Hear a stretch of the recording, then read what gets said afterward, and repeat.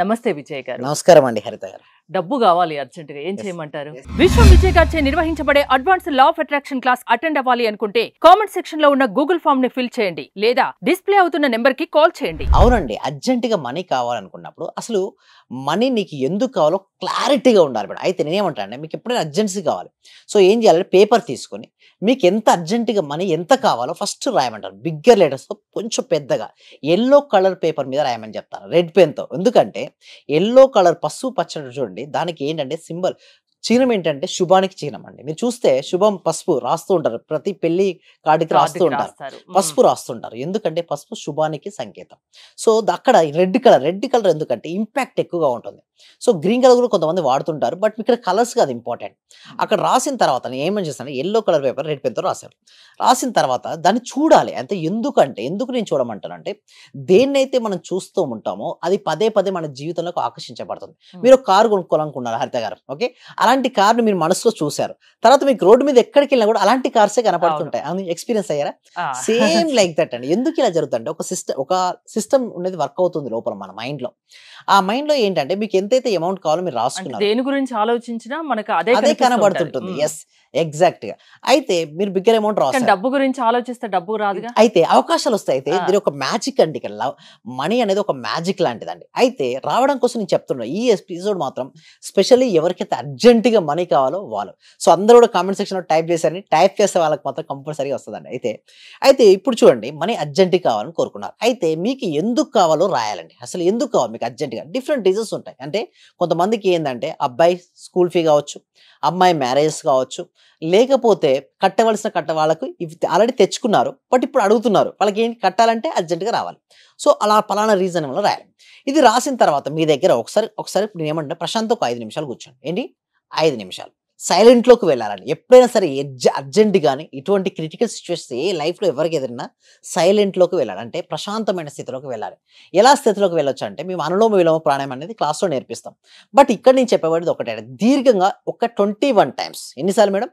21 times, 21 సార్లు శ్వాస తీసుకుని వదలండి. ఒకసారి తీసుకుని వదిలితే 1, అట్లా 21 టైమ్స్ కల్లాసరికి ఏమవుతుంది మేడం? మనసు ప్రశాంతం అవుతుంది.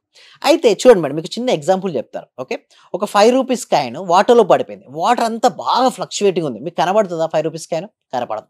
ఎప్పుడు కనబడుతుంది? వాటర్ స్టెబిలిటీ అయినాక కనపడుతుంది. సేమ్ లైక్ దట్ మనలో ఒక డైమండ్స్ ఉంటాయండి. అయితే భగవంతుడట ఉత్తని పుట్టించాడండి. ప్రతి ఒక్క మనిషికి ఒక పర్పస్తో పుట్టిస్తారట. ఒక పర్పస్ ఫుల్ఫిల్ అవ్వడానికి కోసమే జన్మ తీసుకుంటాం.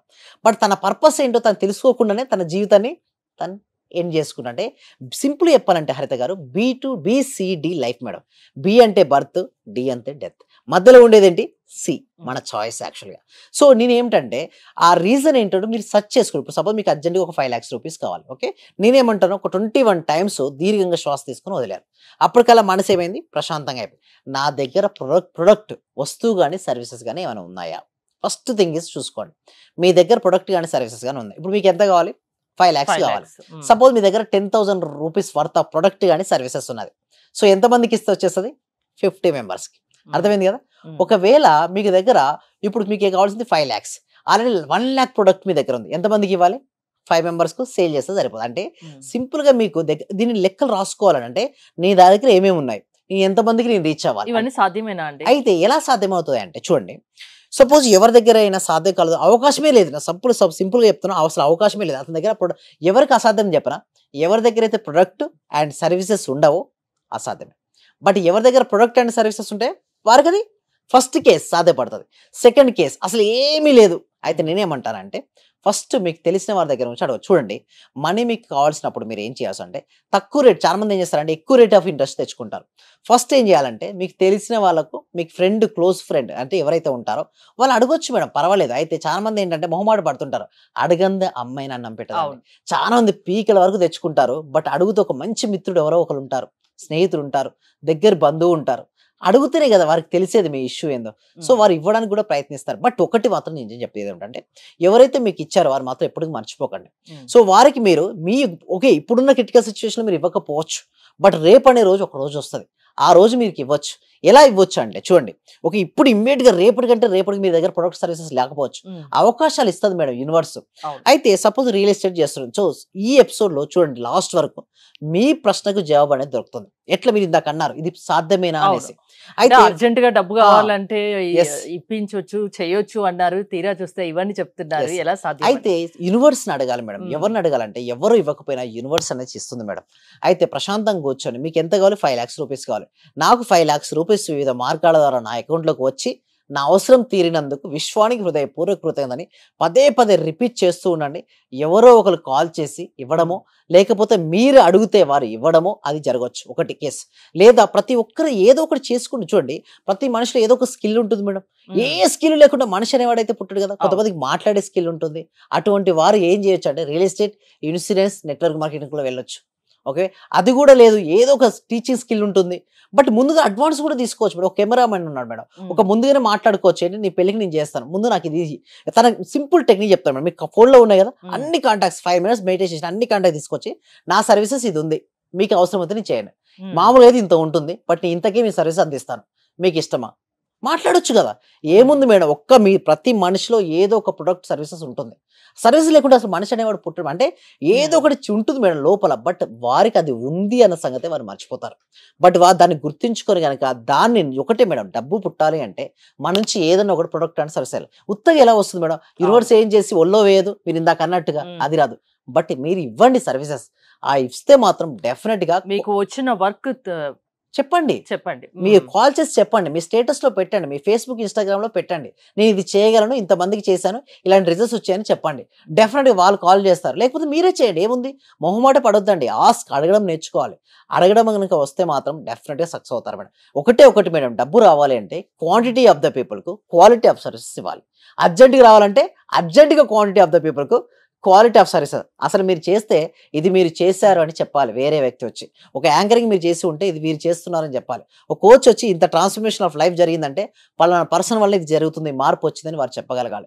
ఏ రోజైతే మీరు ఆ సర్వీసెస్ మీరు ఇవ్వగలుగుతారో ఆటోమేటిక్గా అర్జెంట్గా అనేది వస్తుంది మేడం. అంటే డబ్బు ఎలా సంపాదించాలి అనే దాని గురించి లా ఆఫ్ అట్రాక్షన్ క్లాసెస్ లో మీరు చెప్తుంటారా? ఎస్, అవునండి. So thank you so much అండి. ఈ సబ్జెక్ట్ ని విశ్వవ్యాప్తం చేయాలండి, కొద్ది మంది వేసులో కాదు, అందరికీ ఈ సబ్జెక్ట్ రీచ్ అవ్వాలన్న ఉద్దేశంతో ఈ సబ్జెక్ట్ ను అందరికీ రీచ్ అవ్వాలని ప్రతి ఒక్కరికి కూడా ఓకే వాట్సాప్ ప్రతి ఒక్కరికి కూడా వాట్సాప్ ఉంటుంది కదా మేడం.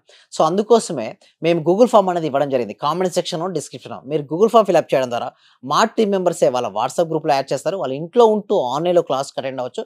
సింపుల్ చెప్తే ఇందాక చెప్పారు అర్జెంట్గా మనీ రావాలంటే అర్జెంట్గా వైబ్రేషన్ రేజ్ చేసుకోవాలి మేడం. అంటే మనీ ఫ్రీక్వెన్సీకి వాళ్ళు ట్యూన్ అయిపోతే ఆటోమేటిక్గా వస్తుంది. సో ఎలానో మీ క్లాస్లో నేర్చుకుంటారండి. సో ఎలా మీ క్లాసెస్ అటెండ్ అవ్వడం ఎలా? ఎవరైనా అటెండ్ అవ్వచ్చా? Yes, thank you so much. ఎవరైనా అటెండ్ అవ్వచ్చు అండి. 8 years నుంచి మొదలుకుంటే ఏబో 8 years వరకు 8 సంవత్సరాల నుంచి ఇప్పుడు రీసెంట్ గా నా క్లాస్ లో 85 సంవత్సరాల వాళ్ళు కూడా జాయిన్ అయ్యారు.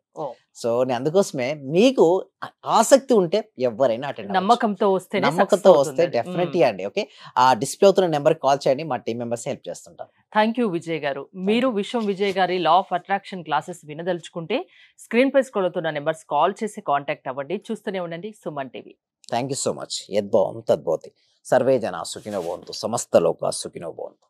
నేను చూశాను, ఒక చిన్న క్లాసు జస్ట్ 4 words చెప్తారు, దానికి 40,000 పెట్టానండి నేను. మా మిస్సెస్ అడిగితే ఏమనిందంటే, ఇంత డబ్బులు ఎందుకు పెట్టావు, నువ్వు దానికి పోవాల్సి వచ్చిందా అని అడిగింది. కానీ ఈ క్లాస్కి వెళ్ళినప్పటి నుంచి ఎన్ని గంటలకు లేస్తున్నావు, చేస్తున్నావా లేదా అని అడుగుతుంది సార్. నిజంగా చాలా సూపర్ గురుగారు. ఈ ఉన్న వాళ్ళ ప్రతి ఒక్కరు, డియర్ ఫ్రెండ్స్, మీకు చేతులు జోడించి నమస్కరిస్తున్నాను.